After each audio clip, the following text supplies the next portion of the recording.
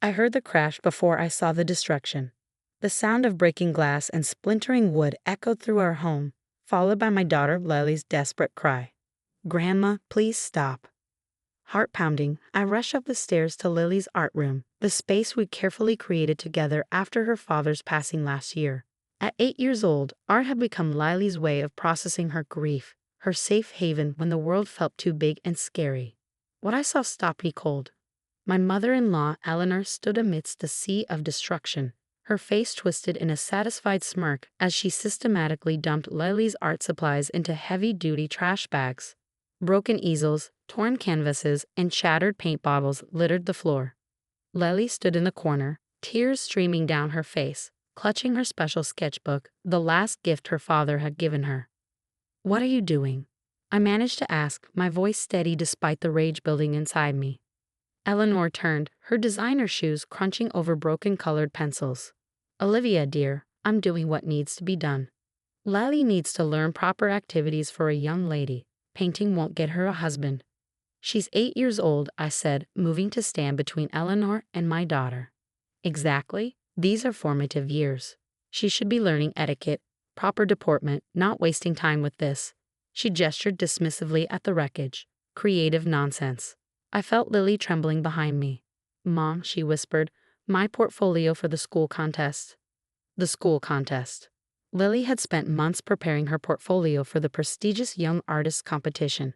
Her art teacher, Ms. Martinez, had been mentoring her, seeing something extraordinary in my daughter's work. Eleanor must have heard because she smiled coldly. "Oh, you mean these?" She pulled out a folder from one of the trash bags, Lily's carefully curated artwork spilling out.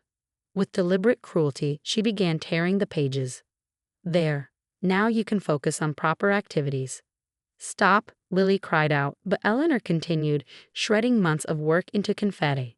"Grandma Eleanor knows best, dear. Your mother may encourage this nonsense, but I won't have my only grandchild embarrassing our family name with paint-stained fingers and artistic delusions."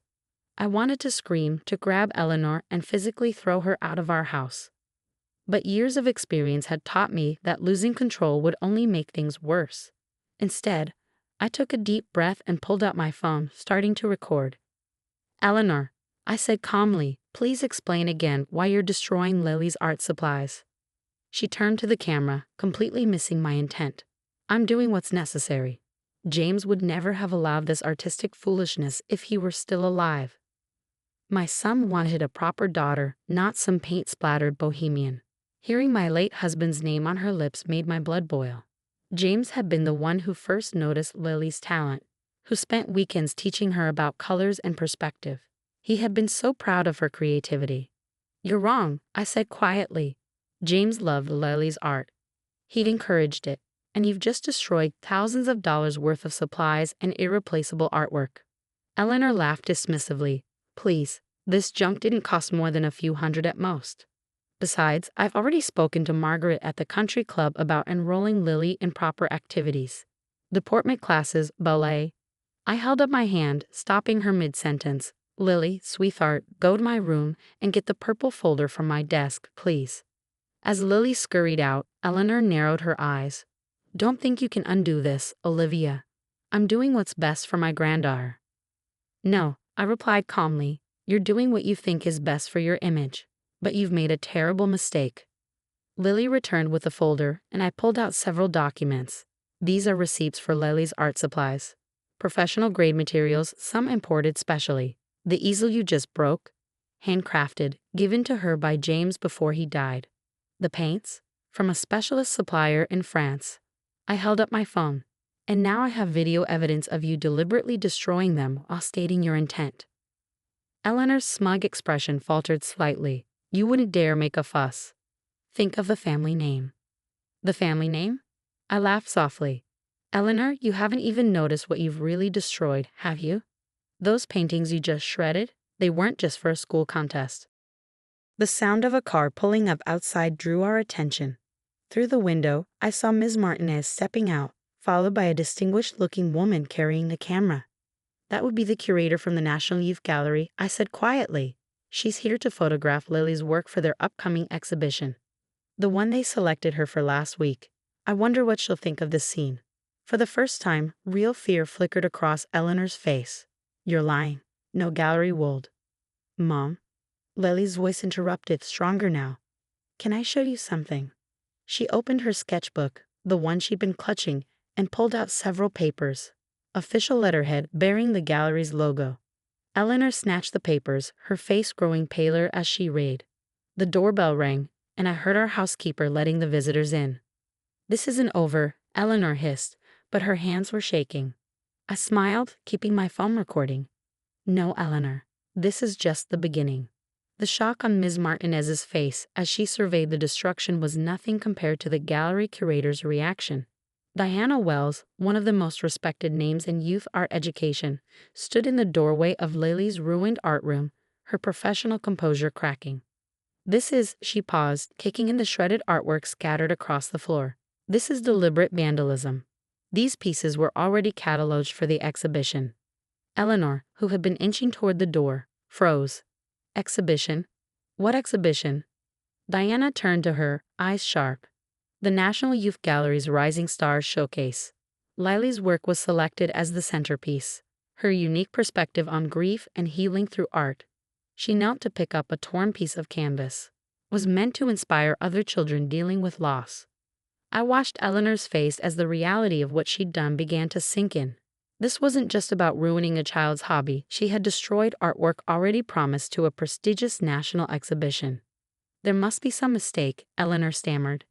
Lily's just a child. Her scribbles couldn't possibly. Scribbles? Ms. Martinez stepped forward, her tablet in hand.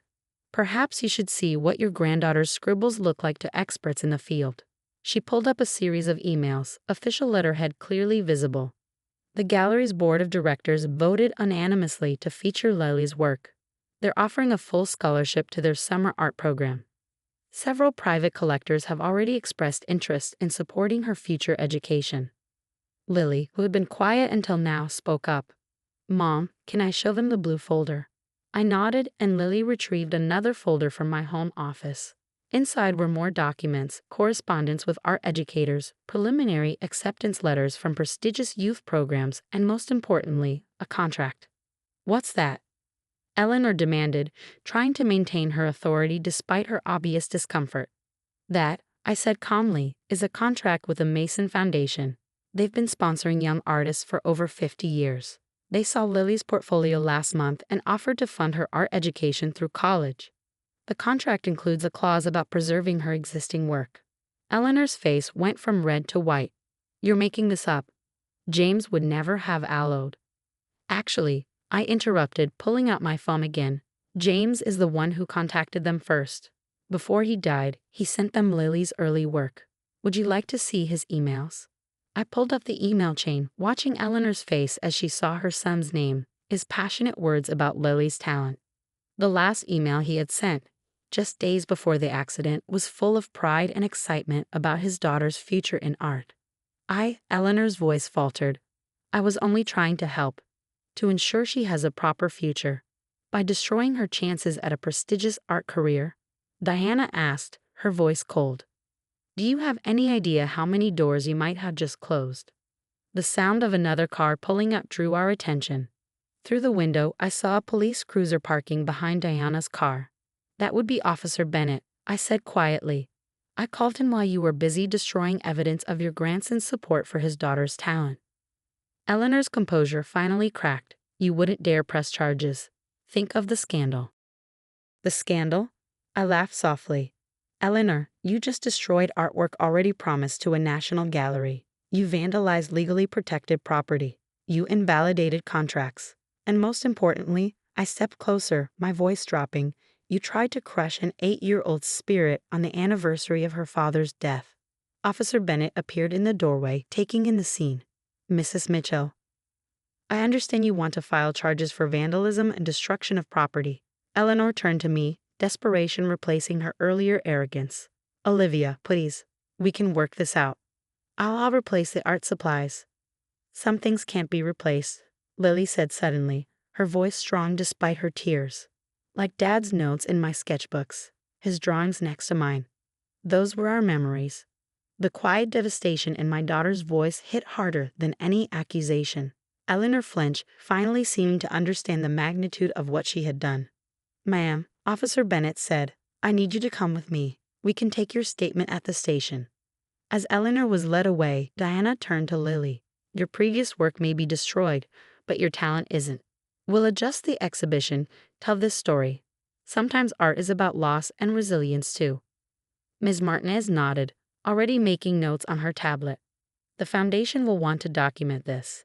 It might actually strengthen their commitment to supporting young artists who face opposition." I wrapped my arm around Lily's shoulders, feeling her straighten up despite her tears. "Mom," she whispered, "can I still make art?" "Oh, sweetheart," I hugged her close, "you can make all the art you want. And this time, we'll make sure nobody can destroy it." Looking around the ruined art room, I felt a strange sense of peace. Eleanor had tried to destroy something beautiful, but she had only succeeded in showing everyone exactly who she was. As Diana and Ms. Martinez began photographing the destruction for their records, I knew this wasn't the end of Lily's artistic journey. It was just the beginning of a very different story than Eleanor had planned. 6 months after Eleanor's destructive rampage, I stood in the National Youth Gallery, watching Lily explain her new exhibition to a captivated audience. The display was titled "Rising from Ashes," and it told a story more powerful than anyone could have anticipated. Photographs of the destruction Eleanor had caused were artfully displayed alongside Lily's new works. Each piece reflected her growth, her resilience, and her transformation of pain into beauty. The centerpiece was a large canvas depicting torn artwork reformed into a phoenix, each fragment containing a memory of her father. The artist's journey, Diana told a group of reporters, isn't just about creating beauty. It's about overcoming obstacles, finding strength in adversity. Lily's work demonstrates this at a level we rarely see, even in adult artists. Eleanor's actions had backfired spectacularly. The story of a grandmother destroying a child's art had caught media attention, but Lily's response to that destruction had captured hearts. The Mason Foundation had doubled its commitment to her education, establishing a new program to protect young artists facing similar opposition. "Mom." Lily tugged at my sleeve. "Grandma's here." I turned to see Eleanor standing at the gallery entrance, looking smaller somehow in her designer suit. The court-mandated therapy and community service had changed her. She'd spent 3 months teaching art classes at a children's shelter, an experience that had shaken her rigid worldview. "May I come in?" she asked quietly, none of her former arrogance present. I looked at Lily, letting her make the choice. My daughter straightened her shoulders, paint-stained fingers gripping her new sketchbook. "You can see my art, Grandma. That's what it's here for." Eleanor moved slowly through the exhibition, stopping at each piece. Her hands trembled when she reached the Phoenix painting. "James would have loved this," she whispered.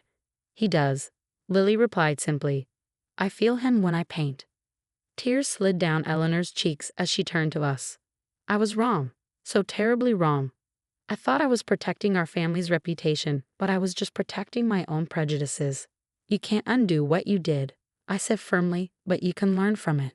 She nodded, pulling an envelope from her purse. "I know, that's why I'm doing this." She handed it to me. Inside was a legal document transferring a significant portion of her personal wealth to a new foundation, the James Mitchell Fund for Young Artists. "It's independent of me," she explained quickly. "Professional arts educators will run it. I wanted to make sure no other child faces what I put Lily through." Before I could respond, Ms. Martinez approached with exciting news. "Lily, the Juvenile Arts Council wants to feature your story in their national campaign. They're calling it Art Survives." Watching my daughter's face light up, I saw James in her smile. He'd always said art had the power to transform pain into purpose. Lily was living proof of that. Eleanor stepped back, understanding this wasn't her moment, but Lily surprised us both by grabbing her grandmother's hand. "Want to see my new sketches? I'm planning a series about forgiveness." That evening, after the gallery closed, I found Lily in her new art studio, a space 3 times larger than her old room, secured by state-of-the-art locks. She was sketching something that looked like a family tree, but with paintbrushes instead of branches. "Mom," she asked, not looking up from her work, "do you think Dad would be proud of how we handled everything?" I sat beside her, remembering James's words about art being a bridge between hearts. "He'd be proud of how you turned destruction into creation, hate into understanding." That's what real artists do. Lily nodded, adding color to her sketch. Grandma's different now. Not perfect, but different. People can change when they face the consequences of their actions, I agreed. The important thing is that you stay true to yourself. The moon cast shadows through the studio windows as I watched my daughter continue to create, unbowed by those who had tried to dim her light. Eleanor's attempt to destroy Lily's art had instead revealed its true value, not just in monetary terms or prestige, but in its power to heal, transform, and bridge divides. James would indeed be proud. His daughter hadn't just survived an attempt to destroy her passion. She turned it into a movement that would help protect other young artists for years to come. Sometimes I realize the most beautiful art comes from the darkest moments, and Lily, my brilliant, resilient daughter, was just beginning to create her masterpiece.